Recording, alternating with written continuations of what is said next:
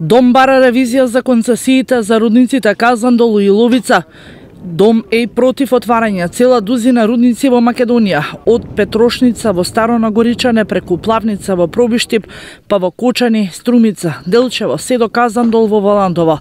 Ова според партијата не е одговорно кон граѓаните и нивното здравје, затоа што сите се планирани рудници за злато, бакар и сребро и се површински, со мало количество метал во земјата. Тие се рудници на смртта, работат со цијаниди и сулфурни раствори со отварање на базени по планините, загадувајќи се живо околу себе.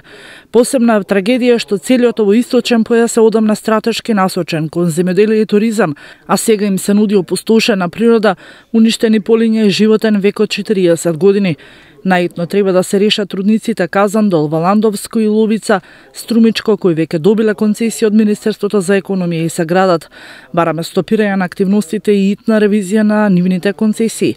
Основа се барањата на граѓаните во сите засегнати општини преку протест и референдуми. Аргументи се изиграна процедура на информирање на јавноста, лажно представување на божемски странски инвеститори и скандалозни студии за оценка на влијанието врз животната средина.